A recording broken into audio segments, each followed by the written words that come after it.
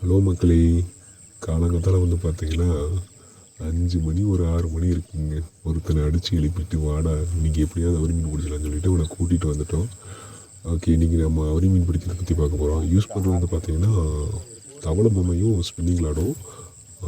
வந்து பார்த்திங்கன்னா ஒரு 2வது வீசு 3வது வீஸ்லேயே மீன் எடுத்துருச்சுன்னு நினைக்கிறேன். ஃபஸ்ட் வீஸ் வீசிட்டு இது 2வது வீசுன்னு நினைக்கிறேன்.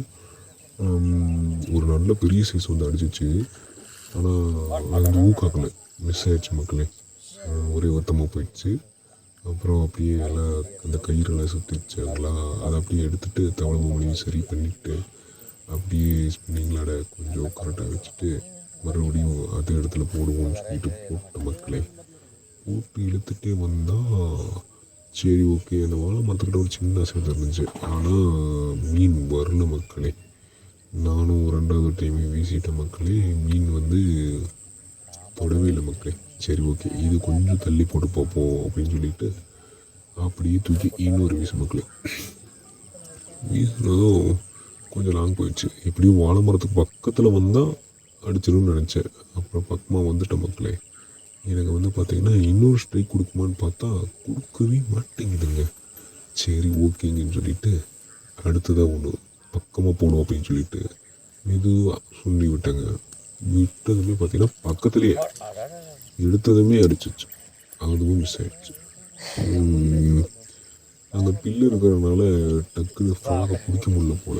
இதை விட அது அப்படின்னு சொல்லிட்டு மறுபடியும் சரி பண்ணிட்டு ஃப்ராகையும் அப்படியே சரி பண்ணிட்டு ஓகே ஃப்ராகும் நல்லா தான் இருக்குது, முள்ள எதுவும் அதையும் சரி பண்ணிட்டு இப்போ பாரு பிடிச்சிடறேன்டா அப்படின்னு சொல்லிட்டு மறுபடியும் ரீல் எடுத்துட்டேன் மக்களே.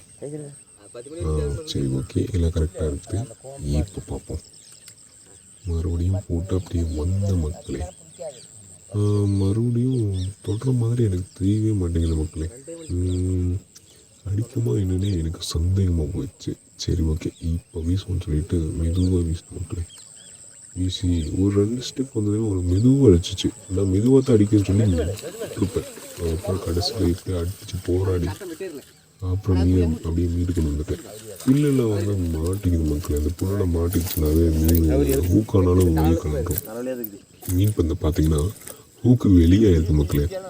தவளை வாய்க்குள்ளேயே போகல மக்களே. வெளியே பகடு சைடில் அடிச்சிருக்கு.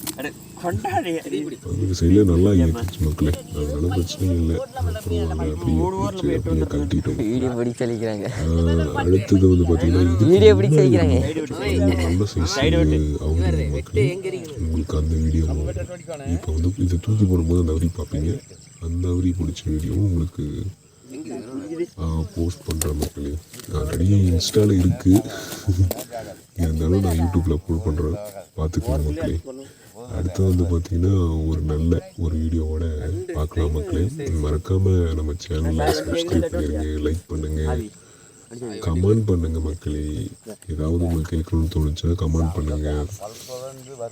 நெக்ஸ்ட் வீடியோவில் பார்க்கலாம். பாய் பாய், டாட்டா, see you மக்களே.